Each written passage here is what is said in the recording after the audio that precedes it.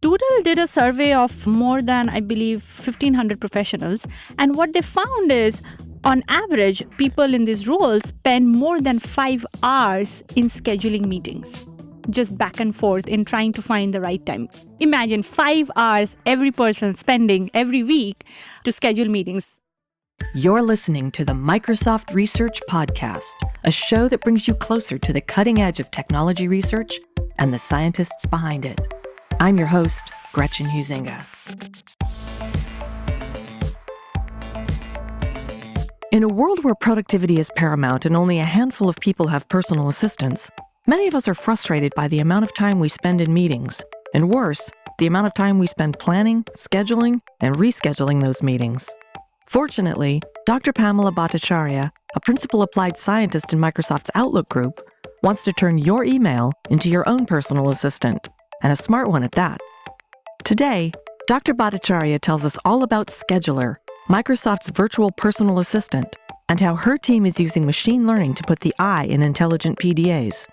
She also talks about how understanding different levels of automation can help us set the right expectations for our experience with AI, and explains how, in the workplace of the future, we might actually achieve more by doing less. That and much more on this episode of the Microsoft Research Podcast.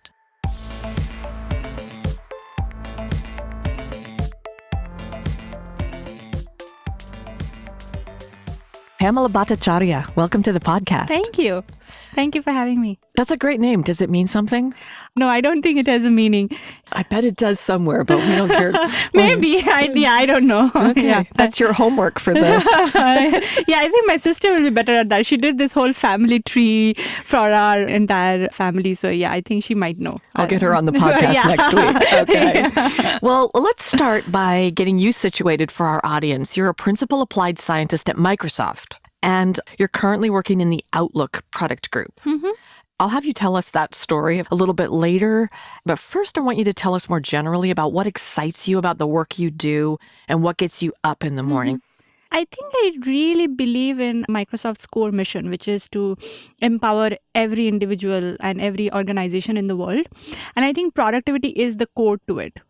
And I think after working on the space for almost 4 years now, it seems counterintuitive, but in terms of productivity, doing less is achieving more. Finding that right balance is very important, and how we empower people to find their own balance, because everybody is different, their scenarios are different, it's all contextual. How we help people find that balance for themselves, I think, is what excites me and keeps me going. I want to go in on doing less is achieving more. Yeah. Can you unpack it a little bit? Yeah, it was very personal for me. As I was progressing in my career at Microsoft, I was working on different projects, and even within the same team, I was trying to have impact on different things. And then, I had my son. And suddenly the life-work balance, what it meant, changed. But I felt like I still wanted to do impactful work. And I felt like the only way I could continue to do impactful work is by choosing problems that are really, really important and doing only 1 or 2 of them rather than doing 8 or 9 of them, which probably I was doing earlier. And I felt like I became more productive by making that conscious decision. Almost every day I have to push myself to think like, what can I cut? What can I not do and still achieve what I want to achieve? And I think that's where we can help build tech for people to make them more conscious and aware of that. I want to hover at 10,000 feet for a minute and talk somewhat philosophically about a pretty big topic, and it's the future of work. And it was a theme of MSR's Faculty Summit last year, and the premise, which I quote from the conference overview, is new advances in computing are transforming existing work and productivity paradigms. Tomorrow, we will work in more places, faster, more collaboratively, and our output will be ever more thoughtful, creative, and impactful. That's a big assertion. Mm-hmm. From your perspective, and this is just your perspective, but what's hope and what's hype about that statement? I think the hope is that if we can all collaborate in a way that makes us individually productive and globally productive. Just to give an example. So on days, I'm maybe just coding and I feel productive at the end of the day because I finished my feature, right? And on some days, I don't even write a line of code and all I did was brainstorm with other people, help unblock others, whiteboard and try to find solutions. And I still feel productive at the day because, I did so much which cannot be really measured in terms of lines of code or, what I delivered, how many presentations, nothing like that. But I feel that one of the major challenges in the productivity space is coming up a very tangible way to measure how productive I was or an organization was. We have productivity scores, but at the end of the day, how do I feel about it? How does my team feel about it? I feel that there is a gap in what we are doing and what we are measuring and how that all ties back as a feedback loop, for example, and how we keep improving. I've been fascinated by the diversity of research interests among the scientists here, and many of them have self-identified. I'm not even kidding, they have. There's a research grid where you're either like Niels Bohr, who was all about basic research, or you're Thomas Edison, who was all about applied research, or you're Louis Pasteur, who's some mix of applied and basic. But where do you self-identify on that grid? What kinds of projects fall in your wheelhouse? And what value do you think your work brings to the world? I think it's definitely in the applied quadrant. I feel one thing that I really enjoy is problem solving. And it could be that I come up with the most simplest solution that works. Or it could be I worked on it and it's very complicated and it's very layered, so on and so forth. So for me, the complexity of the solution doesn't change my approach to the problem. If it works, it works. So Right. That's what I care most about. And we can talk later about, my journey in Calendar.help. But after I joined Microsoft, I moved to a team which was just starting. I was literally the first hire on the team. And I didn't think about being in a startup environment or being in that culture or doing something, grounds up. But that was a grounds up initiative that we were taking at Microsoft to transform customer support experience. And I just loved the experience, having a small team, having much more connection with the leaders and the managers and making sure I really understand what they are trying to achieve and how I am aligned with their goals and so on and so forth. And just the agility of it. That's when I realized that these are the kind of incubation teams that I really find making more impact. I enjoy being in incubation efforts and taking them to completion. Well, let's talk about one specific incubation project that you've just mentioned. It's getting a lot of attention right now. And it was called, as you said, Calendar.help. Yep. But it's now called Scheduler, and you referred to it as both. I'll frame it as a personal assistant for people who don't have people. Before we get into the specifics on the technology, set up the problem for us. What was the pain point that prompted the project? In other words, why do we need it? Mm-hmm. You might be familiar with Doodle, which is an online scheduling tool. Right. And Doodle did a survey of more than, I believe, 1,500 professionals. And what they found is, on average, people in these roles spend more than 5 hours in scheduling meetings, just back and forth in trying to find the right time. Imagine 5 hours every person spending every week to schedule meetings. And as you know, even VPs at Microsoft, they have their own executive admins that manage their calendars, manage Right. their time, right? I've dealt with them. So how do we solve this? And the funny part is that before I joined the project, I always thought it was scheduling a meeting. But in reality, a meeting has a life cycle. You initiate a meeting. After multiple back and forth, it gets scheduled. And more often than not, it needs to be rescheduled, right? Or people need to be added or, you name it. Like, it has a life on its own. Rarely does a meeting get scheduled. It happens and it's done. I can't remember the last time that happened. Yeah, exactly. Even with our podcast, right? Snow. Yeah. So I feel like that's the complexity it brings to it. So it's not like once and done. You don't know how many times you have to iterate over it. Okay. So everything you've just said, I bet is going to resonate with everyone in our audience, except the people who have people. And so that pain point is real. I'm just nodding my head. No one can see it, but I'm going, yep, absolutely. So tell us about your solution, which is now called Scheduler. It's an intelligent personal digital assistant, IPDA, for those TLA fans. And it brings recent advances in machine learning, and that's the intelligence, to the field of PDAs, personal digital assistants. So I'm going to let you run with this because you do a fantastic job of explaining it. But don't be afraid to get technical. Okay. So let me give a little bit of background. So Scheduler started with the idea of building a gig economy platform for executive assistants. And that's where it started in Fuse Labs. And soon they realized that of all jobs that executive admins need to do, scheduling is the pain point, like we discussed earlier. So essentially, Scheduler started with being this human and AI hybrid platform to enable scheduling much more easier. So as a user, I can offload it to the intelligent assistant and they take care of it. So the user experience is really very much like how, say, you see our VPs interact. So say I'm having an email conversation with my VP, Gaurav, and, at some point he might say, hey, okay, let's just meet and chat. It's getting complicated. And then he'll CC his admin, Crystal, and just say, Crystal, can you find us a time? And he might give more constraints. Find us a time next week, or find us a time and add somebody else who is not on the thread, right? And then on, what Crystal does, Crystal's job is to understand those constraints and schedule a meeting. Now, let me get to the technical part. So the assistant or the service gets this email, but this email contains a lot of information that's not relevant to scheduling, right? Say we talked about the project, we talked about deadlines, we talked about other meetings, but to the assistant, you're very specifically saying about scheduling one meeting. So the first technical problem that we solved was, given a document, how do you find out what are the relevant sentences for a task at hand? So here the task at hand is scheduling. So this was a ranking, algorithm that we came up with in finding relevant sentences for that.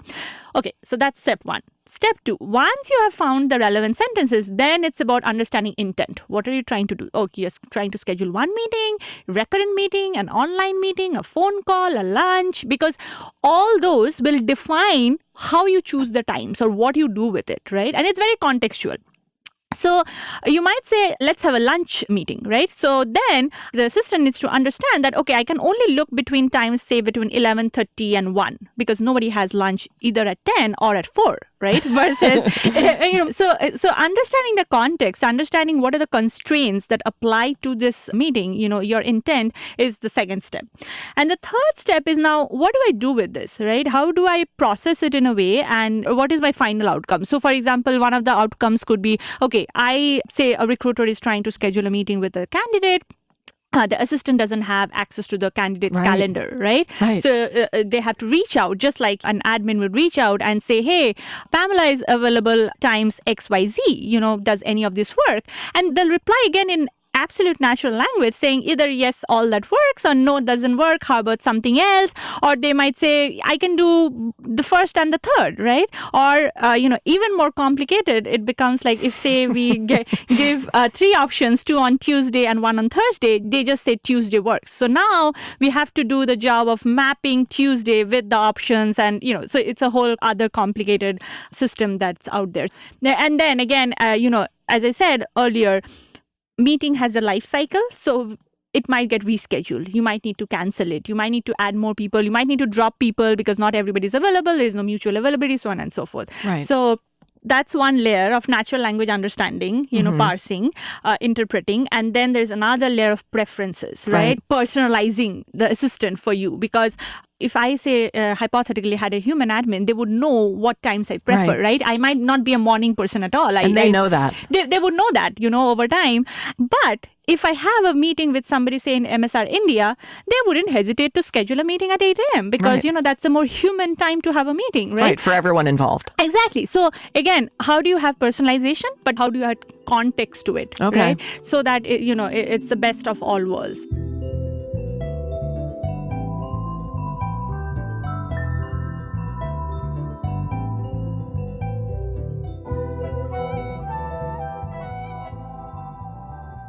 Before we get into the open problems which you've alluded to, which involve personalization, disambiguation, entity extraction, intent, negation, all of that stuff, and I want to talk to you about that.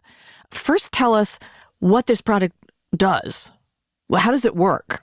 It's very seamless. It's essentially a similar experience to having a human admin, where you just CC the admin, which in this case is an email address, Calendar.help, and the service takes over from there. And any new instructions you need to add, you just send an email to your assistant. Okay, so the assistant is actually an intelligent agent. Yep. And the intelligent agent is going to try to do all of the things that a human would. Yeah. Let's talk a little bit about the problems that are still out there that you're working on. Yeah, so it's we are still working on it, right? And it's a mixture. So initially, we look at your calendar and we try to understand what are your meeting behaviors and preferences, right? Mm-hmm. But then those all change over time. And again, those have, layers of context with it, right? So I might have morning meetings twice a week, but those are only for meeting with people in India, with Right. the MSR team there. Or I might have late meetings, and that might be only for meetings with the Shudzo team, right? And then during the day, I might have one-on-ones clustered, but say other technical meetings might have more space between them, because I might need to come from one meeting, just take some time out for myself and then have a next meeting. So how do you balance all these things out? And Right. that's where we are, trying out reinforcement learning to personalize these recommendations based on the context, So that's one area that we are investing in. One of the most interesting areas that you talked to me about was negation and how a machine deals with what a human can understand really easily. Why don't you explain that? Yeah, so the other complicated part of the entity extraction that I talked to you about earlier is how the same semantics can be expressed in so many different ways. So for example, I might say, hey, I can meet you, Gretchen, next week, except Thursday. Right? That resolves to exactly the same time range, if you will, versus if I had said, I can meet you next week, I am oof on Thursday. So that's a very implicit way of saying I'm not available on Thursday. So in both these cases, I can meet next week except Thursday, and, breaking it into two sentences where you have an implicit way of saying you're unavailable. The concept of negation is something, that is very important for us, because those are the times you do not want the meeting to happen. Right. Yeah. And that's something, again, we are collaborating with MSR, and we also have our homegrown solutions that we are trying to do better at. Right. All right. We're talking about people, right? How do we get bodies in a room? And if it's a phone meeting, that's one thing. But let's talk about other resources for a second, because it isn't just people. It's how many people. It's whether the rooms are available. For example, there might be people from other buildings that need to come. So what about these other resources? Yeah. How are you dealing with that? You bring up a very good point about location intelligence, right? So resource booking is such an important part of meeting scheduling. Imagine having a meeting time, but then not a room, right? I mean, how often do we change the meeting time because a conference room is not available, right? So that's really crucial. So we also support conference room booking, resource booking. So, as an user, you can just say that, hey, book a room for me, or book a room in building 32 or in building 99, right? And the agent will then extract the intent that you need a room, and then the entities associated with that intent that, oh, it's supposed to happen in building 99. Or if you don't say something, we just go with your, most recently used or preferred rooms. You also can specify to the agent a list of your preferred rooms. Say our VPs mostly they'll have their own preferred rooms, reserved rooms. So you can also do that version with the agent, and then we try to book your room. And if you're not able to find a room, we just tell you we were not able to. But internally, what we try to do is we try to find a time when a room is available. So the ranking algorithm changes because now it has a different constraint to it, which that it requires a room. I was just going to ask you about constraints, because each layer is a new constraint. Yep. And I would hope, as a person, I would be, yeah, I get that. And I know they're all here in building 99 and blah, blah, blah. But there's somebody from over in 32 that needs to come over here. Yeah, to add to that, travel time. Travel time is something that we haven't started supporting yet, but that's, one of our biggest things that we want to invest in and, we want to solve, because the agent should be intelligent enough to say that, oh, yeah, although you're free from 11 to 12, you have a meeting till 11 in billing 99. You cannot make it at 11 to billing 32, right? So we need to give that travel time for meetings. So today we don't have that intelligence in our system. Well, let's talk a little bit about where you are with this, because that leads in really well to my question about automation. And you have a wonderful explanation for levels of automation and where Scheduler lives now and where you're heading by tackling the problems we're just talking about. Yeah.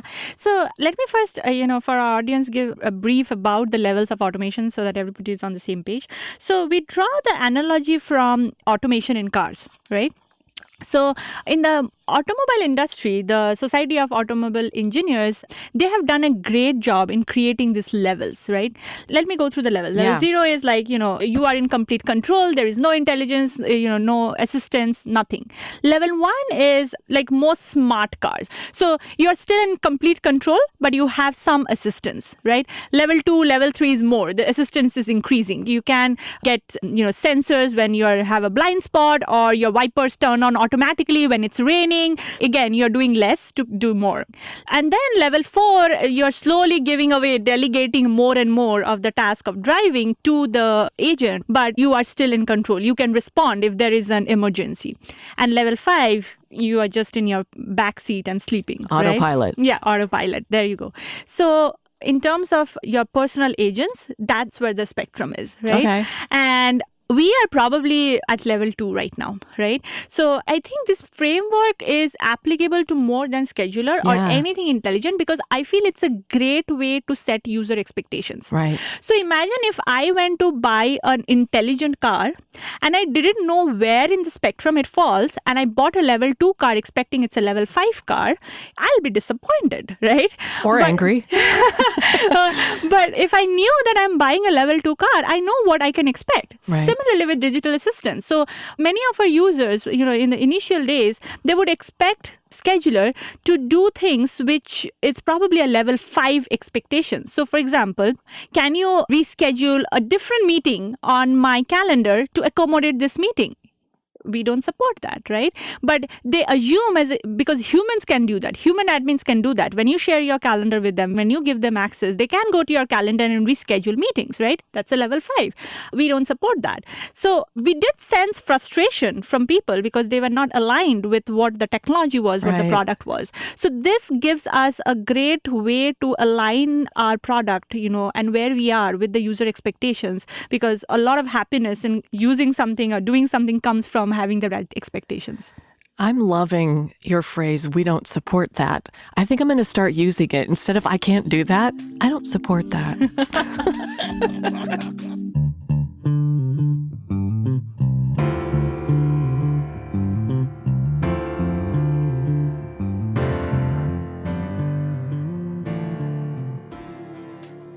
Scheduler is literally a poster child for tech transfer stories. Give us a short biography of the project and your association with it. Where was it born? Where does it live now? And where is it in the pipeline to shipping so I can use it? Yeah. So Scheduler back then started as Calendar.help. It started in the Future of User Social Experiences Lab, also known as the FUSE Labs at Microsoft Research. As I said earlier, it started as a gig economy platform to help executive admins, but then the original team quickly realized that scheduling is a big opportunity in that domain, and that's where it was born. I joined the team in October 2016, and that was when Microsoft acquired Genie, which was a startup in the Bay Area, and this was founded by my current manager, Charles, and his co-founder, Ben. And Microsoft acquired Genie, and the goal was that we will transfer this over to Microsoft Outlook, and it will become a product there. I didn't know where the project was going. I heard about the announcement, and I read about Genie, and I read about Calendar.help. I didn't know about these projects or these tools or anything. And I just wanted to be a part of it. Yeah. So where is it now in the pipeline? Yeah, so we have been in a public preview program since November of 2016. And last Ignite, November 2019, we announced we are going GA sometime this year. Well, the core technology behind Scheduler seems like it could have other applications. You've actually kind of alluded to that already. How could you envision using the core technology that's behind this beyond calendars and scheduling? Yeah, I think the core technology is about understanding intent in natural language. And today we only support emails as a written form of natural language, but it can be spoken, right? And also understanding context and preferences. So if I had to layer these, right, the first would be understanding intent. Second is how do you extract the right information, knowing the intent of a user? And then how do you find out what their preferences would be in that context and then get the job done? Right? Right. And that can be applied to so many things, reserving restaurants, finding the right times to meet your family, or, when everybody's available. There are a myriad of scenarios where you can use that. Well, we've talked about what gets you up in the morning, but this is the part of the podcast where I ask what keeps you up at night. So I think about the work you're doing, helping the assistantless among us get more done with their time, even if we're doing less by achieving more. And that all feels good to me. But I'm sure there are some consequences, intended or otherwise, that might need to be addressed. So what kinds of things keep you up at night, and what are you doing about it? Yeah. So there are really two areas that makes me anxious about, the progress we are making and what we can do better. So one is definitely, privacy, user privacy and ethics, and what I think is currently termed as compliance constrained AI. Right? You have to put the user's privacy as a first-class citizen in everything you are doing.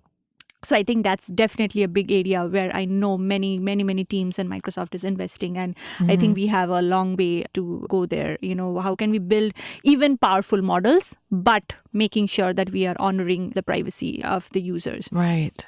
And I think the second bucket is more about user education and how can we bring something intelligent but so seamless for people to use who might not know anything about tech, right? There are all these complex pieces that we are building together, but how do you make it very easy for people to start using it? And I'll give the context of scheduler itself, right?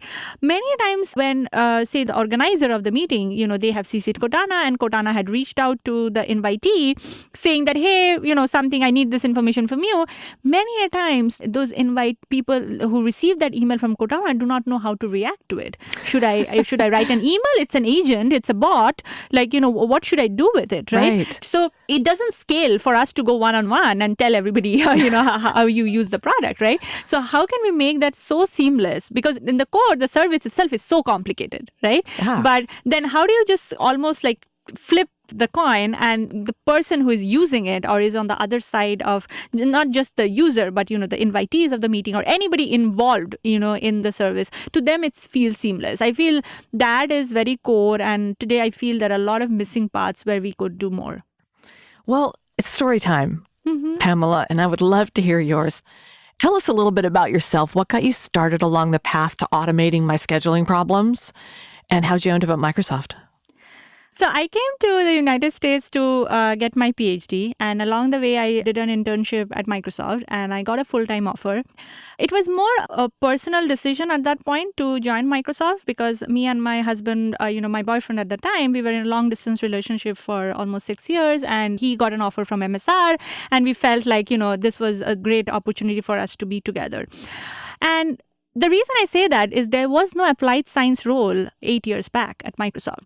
Data, machine learning, AI, these were not, first-class citizens that, as a company we were looking at or investing in.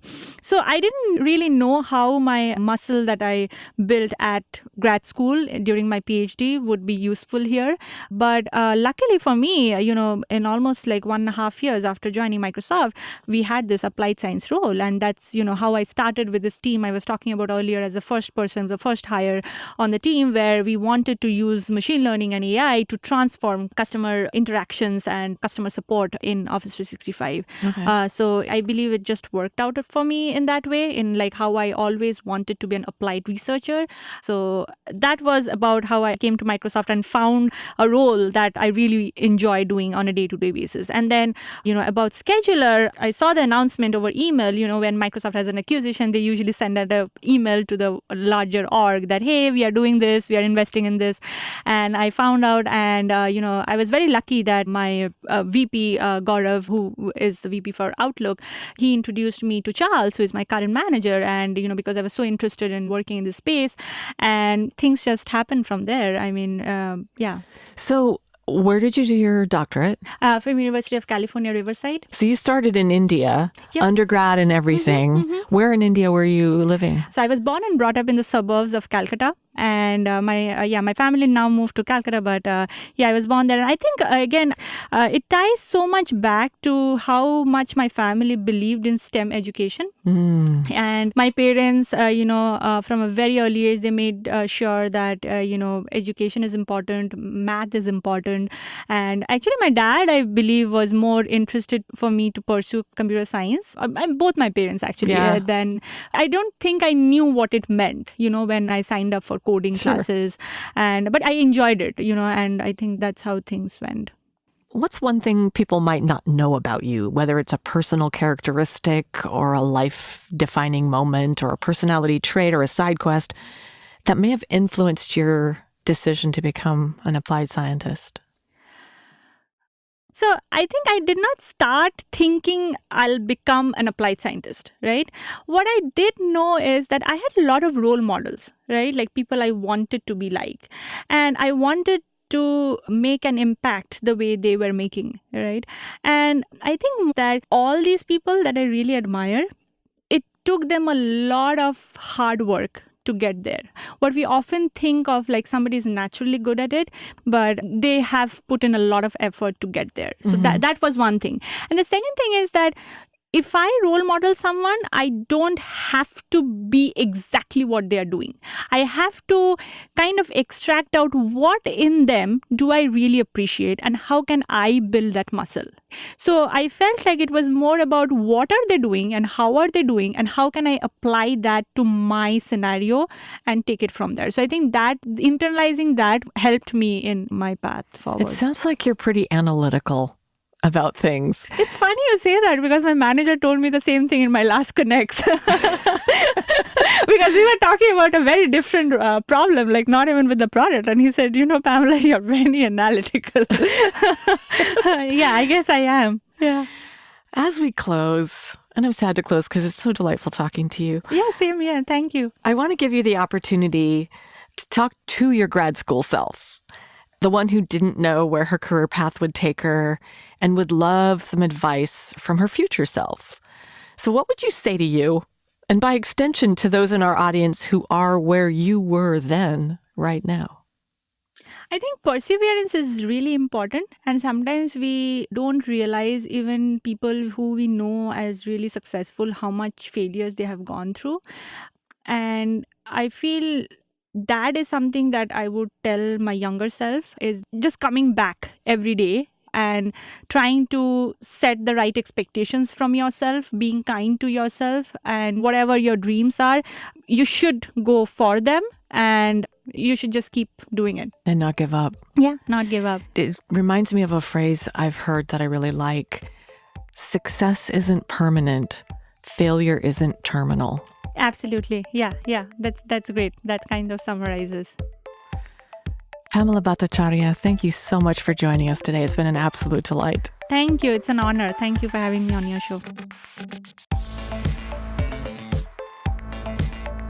To learn more about Dr. Pamela Bhattacharya and how researchers are working to make life easier for people who don't have people, visit Microsoft.com/research.